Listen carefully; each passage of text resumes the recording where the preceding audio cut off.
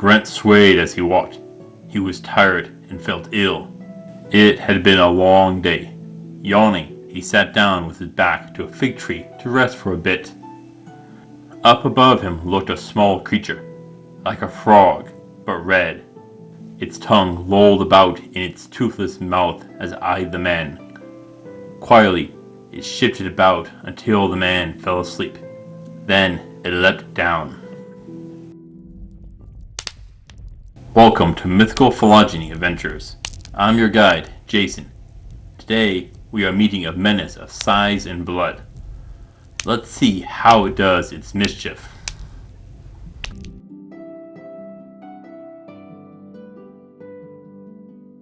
Australia, the land down under. Renowned for its menagerie of poisonous beasts and dangerous animals. A harsh land. So, what kind of monster would the Aboriginals of Australia come up with? Things like the bunyip and the drop bear. But amongst their legend is the Yara-Ma-Yha-Who. It is described as a 4-foot-tall red goblin with a frog-like mouth and its large head.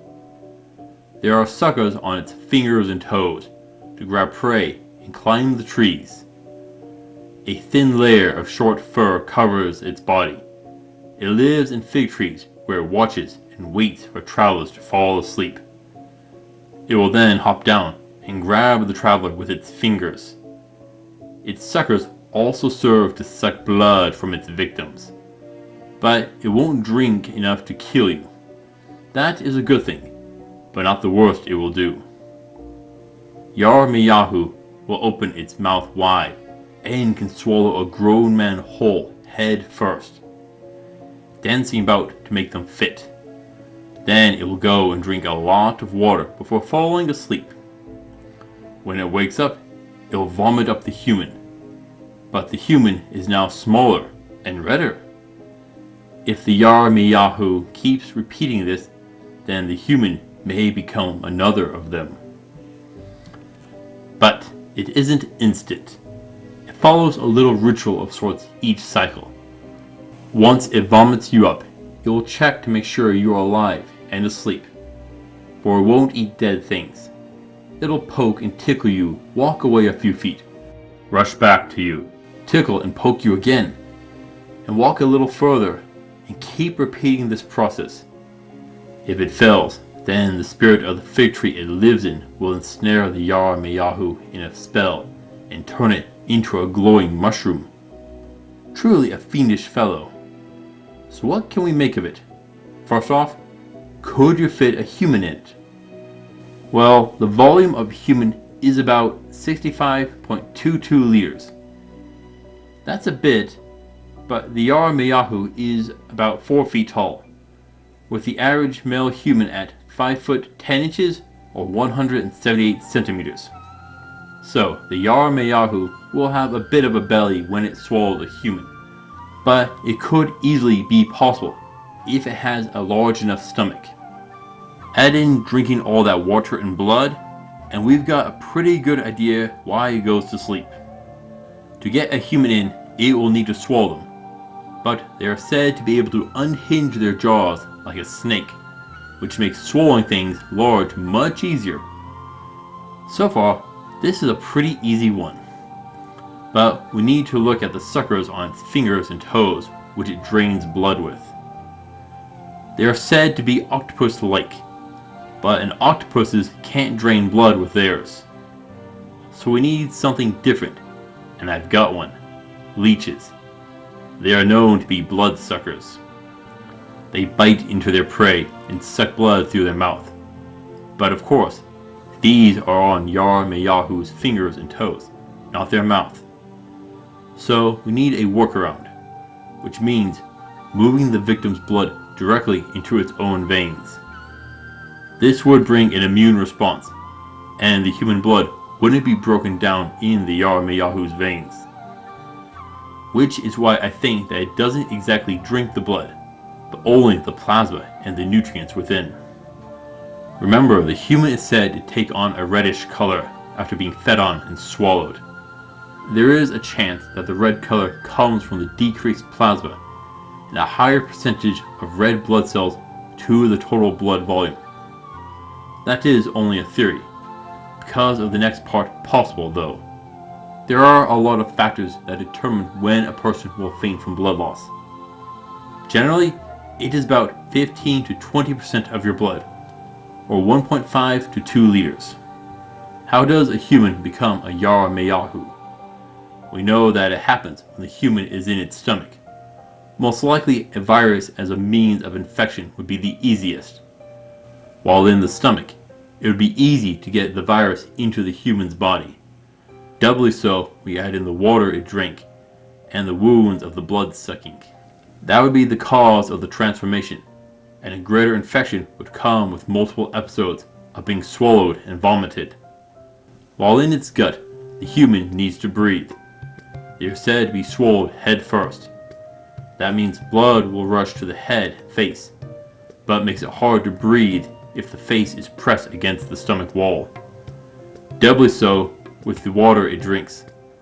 Unless the membrane of its stomach that surrounds your face can release oxygen while keeping water out of your nose, you could drown, but might wake up, or your body gets curled up and repositioned with the head up top once fully swallowed. That would let the water flow around you without drowning you. While you are in the stomach, you'll need air brought in, or it needs to keep the esophagus and stomach sphincter open and the mouth as well. This will let air to continue to flow into the stomach, but limits the Yara-Ma-Yha-Who's own mobility.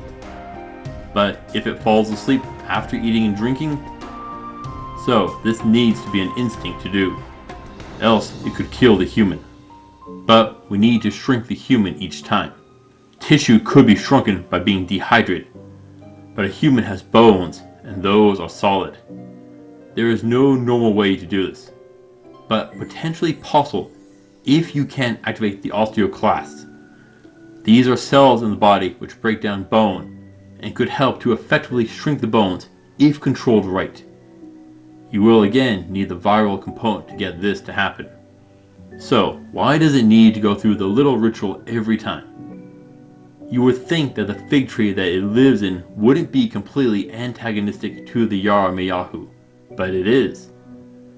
There isn't anything saying it, but chances are that Yara-Ma-Yha-Who damages the trees, and the spirit of the tree is looking to punish its unwanted guest when possible. A second option is a deal or bet between the fig tree spirit and the Yara-Ma-Yha-Who. But why a glowing mushroom? That is a strange one. Mostly, it seems that the fig tree spirit wants to punish Yara-Ma-Yha-Who for its carelessness. For if it is caught, Yara-Ma-Yha-Who is in trouble. There is disagreement on how strong it is. Some say it is stronger than humans, and others say that it is not. This could be the result of how well fed it is and weak the human is. But there is uniform agreement on that it isn't very good on the ground. It is slow even when it hasn't swallowed a human, but if able to move quickly in the trees, that could reinforce the idea that it is more like a frog or a monkey. But it is a mammal since it does have fur.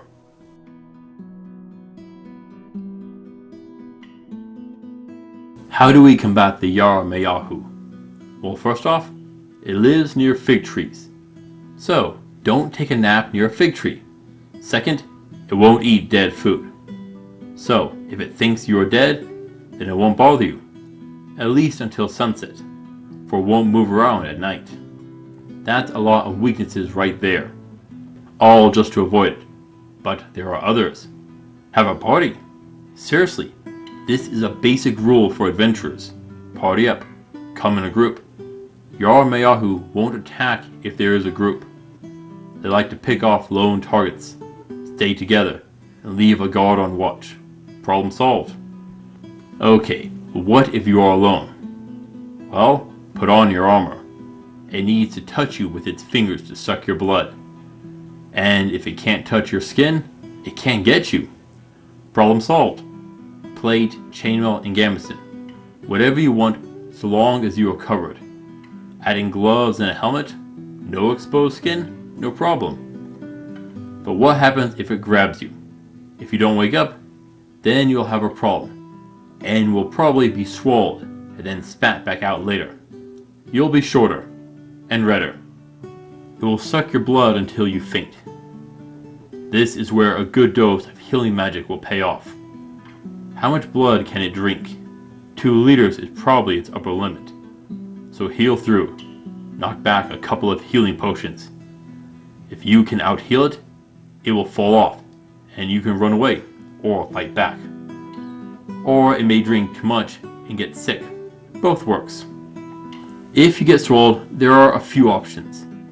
You could wake up in its belly, surrounded by water. Get out. Grab a blade and cut. You won't need to worry about suffocating inside. But you don't want to shrink or turn into a Yara-Ma-Yha-Who.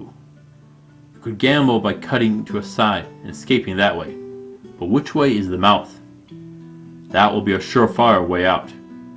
But you are cramped up in its stomach. Start stretching. It is only 4 feet tall, and you are bigger most likely. So if you try to stand up, you'll be pressed against it, and that will probably hurt it. When you stand up, be careful. It drains your blood, and you'll risk fainting again. Don't move suddenly. Drink some of the water around you. It probably won't taste well, but it will help restore your blood pressure. It may take a couple of minutes, but could help stabilize yourself.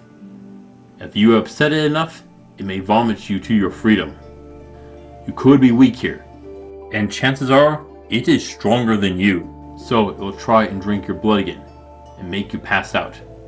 If you can fake your death via a spell or potion, or just good acting, it will leave you alone. But if not, it may try to swallow you again. If you can stay on your feet, run. It isn't too fast, and you can outrun it. If you choose to fight, be quick. Its fur is short, and any weapon can pierce it. Same for magic. But there is one spell which could render it defeated. Darkness. It goes dormant at night, and if it can't see you, you can run away or attack. Should you cut down its tree? No. Not all fig trees have a Yara-Ma-Yha-Who in them, and it will be hiding until you start cutting. While doing that, you may expose it and let you fight it outright, with no surprise attacks from it. But you could anger the fig tree spirits, which could be an ally. This is more of a gamble, and one you'll need to choose to do. There is one final thing I want to discuss. When it drinks your blood, would anything in your blood end up in it? Say alcohol or poison in your veins? If so, when it drinks your blood, it could also absorb those substances. Potentially, they could be debilitating and leave it exposed. Yara-Ma-Yha-Who is a weird creature with incredible power, but it isn't that tough in a fight. Seriously, wear proper clothing, don't fall asleep under a fig tree, and stay in a party. If you can do that much, you are safe. If not, play dead and wait for sunset, and then leave. The only danger comes if it swallows you. Even then, most of the time, you'll just get shorter, but rarely be turned into one.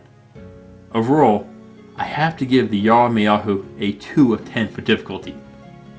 Take the proper precautions, and you are free to go about your business.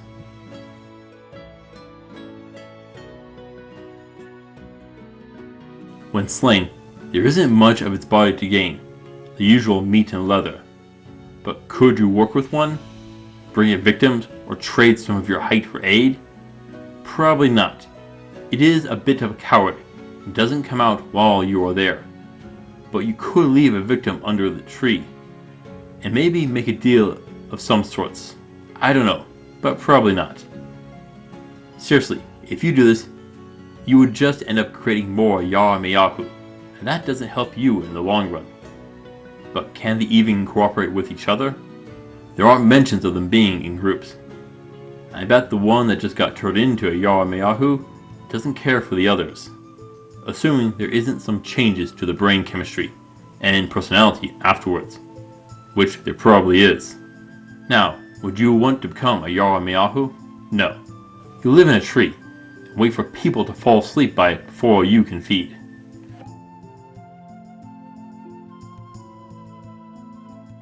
The Yara-Ma-Yha-Who grabbed the slumbering barbarian. Blood flowed into its fingers, and with it, something else did. It felt unsteady and sick. It stumbled backwards. In doing so, awakened the man. The little red creature looked back in horror as the massive barbarian hefted his axe. It tried to scramble away, but was too slow.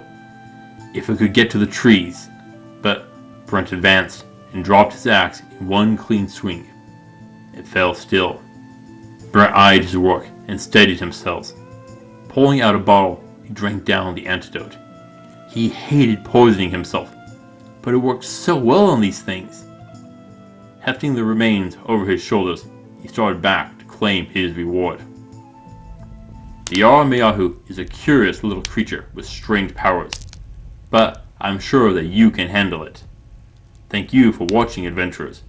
Please return next week, where we shall be looking at Hecaton cherries. Until then, I'll see you on the roads.